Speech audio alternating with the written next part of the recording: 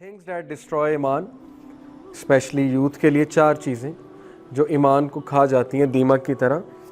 Bad company बहुत बहुत बुरी है। इब्ने कय्यम ने कहा कि बुरा दोस्त सांप से भी बदतर है, क्योंकि सांप के डसने से आप मर जाते हैं, लेकिन बुरे दोस्त की वजह से आपकी दुनिया और आखिरत दोनों डिस्ट्रॉयड है।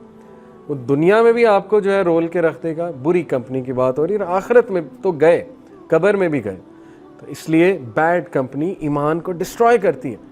अब देखें ना, हम लेक्चर्स अटेंड करते हैं, हम ईमान बनाकर निकले, लेकिन उस कंपनी में जाकर बैठ गए जो लड़कियों की बातें कर रहे हैं, गानों की बातें कर रहे हैं, तो गया ईमान। वहाँ नेटफ्लिक्स की बातें हो रही, सीरीज़ की बातें हो रही, तो दैट्स इट। और क्या फिर हमने अचीव किया? ज़ीरो पे आ गए, बैलेंस हो गया ना, इधर से अच्छा लिया उधर से बुरा लिया, ज़ीरो, बड़ा ही नहीं ईमान, कुछ भी नहीं हुआ। या फिर नीचे गया या नेगेटिव में गया, ऊपर तो जाएगा नहीं, सवाल ही नहीं पैदा होता। मूवीज़ एंड म्यूज़िक डेफिनेटली इतना बड़ा फितना ट्रिगर होता है मूवीज़ में। इतनी कम मूवीज़ हैं कि शायद मैं गिनती पे आपको बता सकता हूँ कि ये मूवीज़ आप देख सकते हैं। ये मैं बहुत बड़ी बात कर रहा हूँ, वैसे तो नहीं देखनी चाहिए, लेकिन ये एक अलमिया है कि अरबों मूवीज़ अब तक बनी होगी, लेकिन गिनती की मूवीज़ हैं जो मैं आपको कहूँगा कि चलो ये देख लो। यानी इतना फितना है मूवीज़ में कि सवाल ही नहीं पैदा होता, ठीक है। लेकिन ये कि चलो बच्चे हैं तो वो कुछ लोग कार्टून मूवीज़ और इस तरह के सवालात पूछते हैं, वो एक अलग बात है। डॉक्यूमेंट्री मूवीज़ जो यूज़फुल मूवीज़ हैं, डॉक्यूमेंट्री मूवीज़ हो गई।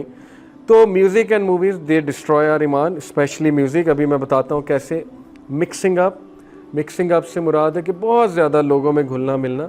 ज़ाहिर है जब आप बहुत ज़्यादा मिक्सअप होते हैं लोगों में या सोसाइटी में, तो फिर चांसेस होते हैं ईमान जो है वो ख़तरे में पड़ने के। और एनवी, रसूल सल्लल्लाहु अलैहि वसल्लम ने कहा कि हसद ईमान को ऐसे खा जाता है, नेक अमाल को जैसे दीमक लकड़ी को खा जाती है। सुफियान अस-सौरी ने कहा, there is nothing that corrupts a person और rectifies him more than his companion.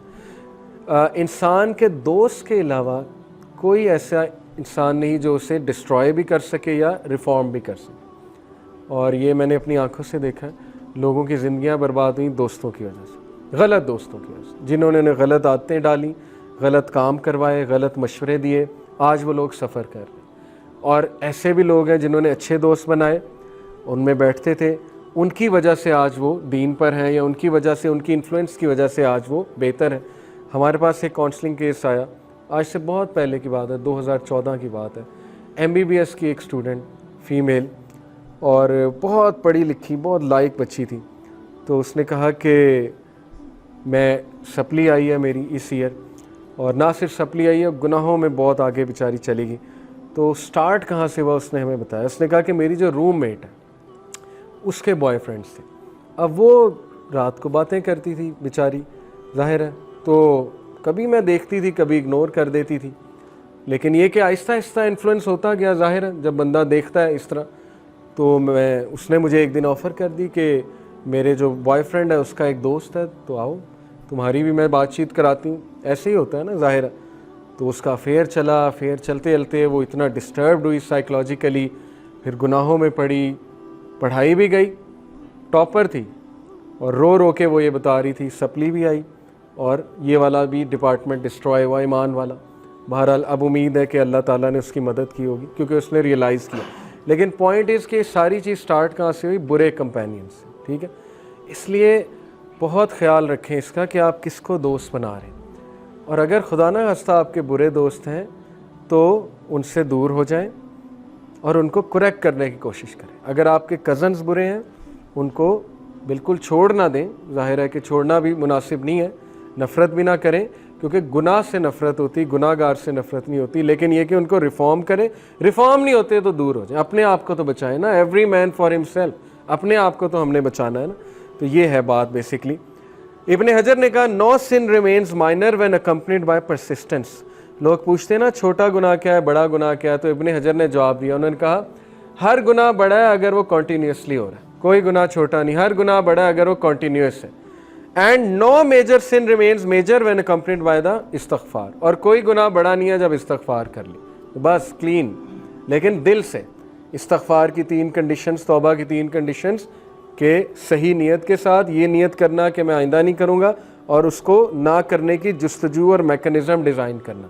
ये तौबा की 3 कंडीशंस हैं। ये नहीं है कि तौबा कर लिया और अगले दिन प्लान है कि दोबारा करूँगा और फिर तौबा करूँगा, वो तौबा नहीं है। फिर देखें म्यूज़िक के अगर मैं बात करूँ, पहले भी मैंने बहुत डिटेल में बात की। इब्न क़य्यिम ने कहा never do the love of song and the love of Quran will come together in a person's heart except that one expels the other. ये पक्की बात है, ये मेरा पर्सनल एक्सपीरियंस है। ओके, कुरान और मौसीकी एक दिल में नहीं रह सकते। और ये कुरान में अल्लाह ताला ने खुद कहा सूरह अहज़ाब में, मा जअल अल्लाहु लिरजुलिन मिन क़ल्बैनि फ़ी जौफ़िही, Allah has not made for any man 2 hearts within his. 2 दिल नहीं है। ऐसा नहीं हो सकता कि इंसान लिबरल भी है और दीनदार भी है, ऐसा नहीं हो सकता। तो मौसीकी की जहाँ तक बात है, एक बहुत लंबी चौड़ी डिस्कशन है, इस पर कभी लंबा लेक्चर करेंगे। लेकिन मान लो, चलो for the sake of argument मान लो जी कि मौसीकी में क्या मसला है, मान लो जी गामदी साहब का व्यू मान लो, for the sake of argument, although I disagree and I consider music हराम क्लियरली, लेकिन चलो मान लो नहीं है। आज का म्यूज़िक जो है वो क्या है, 99.9% फिल्थ है। चाहे वो बॉलीवुड के गाने हैं, चाहे वो रैप हैं, चाहे वो हिप हॉप है, चाहे वो कोई भी गाना है, उसमें क्या सिखाया जा रहा है? उसमें या तो औरत डिस्कस हो रही है, उसका फिगर डिस्कस हो रहा है, drugs and rock and roll, ये पार्टी डिस्कस हो रहा है, या योलो एक फ़लसफ़ा है, यू ओनली लिव वंस, वो डिस्कस हो रहा है, या उसमें जो है वो क्या फ़न डिस्कस हो रहा है। Where is the element of grooming? कुछ भी नहीं है। तो इसलिए ये डिस्कशन नहीं है कि म्यूज़िक जो है वो हराम है कि हलाल है। ये देखें वो टीच क्या कर रहा है आपको, what are you getting from music. Music का वही इफेक्ट है जो ड्रग का इफेक्ट है, वो एग्जैक्टली वही न्यूरल पाथवे आपका एक्टिव करता है जो ड्रग एक्टिव करता है।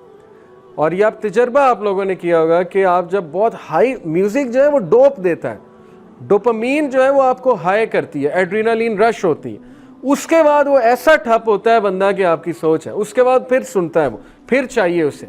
Compare it with Quran. आप कुरान की तिलावत ऊंची आवाज़ में 8D रेसिटेशन, मैंने एक बार पहले भी कहा था, 7D 8D रेसिटेशन अपनी गाड़ी में लगाएं, अपने कमरे में लगाएं, वो सुने और उसको फील करें, उसको अंदर जाने दें, उसको जज्ब होने दें, और उसके बाद नोट करें कि म्यूज़िक के बाद का इफ़ेक्ट और इसके बाद का इफ़ेक्ट क्या है।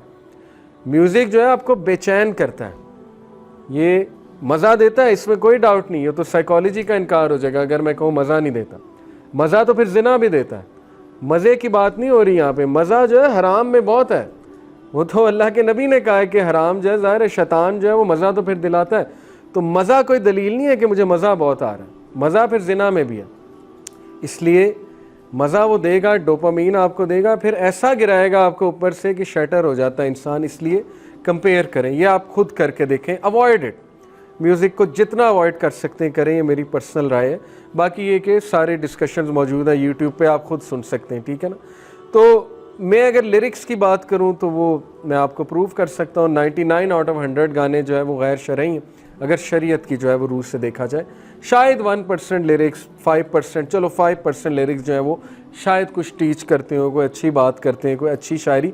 तो शायरी में और मौसीकी में ज़रा फ़र्क है।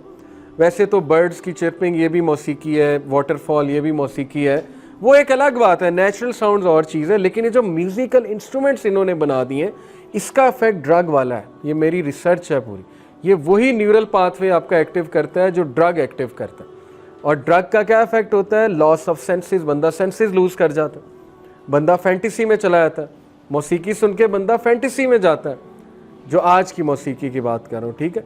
तो इसलिए ये ज़रा इस पर आप रिसर्च मज़ीद करें। मेरे नज़दीक जो है वो म्यूज़िक और मूवीज़ दोनों ईमान के डिस्ट्रॉय करने के पीक के जो है वो टूल्स हैं।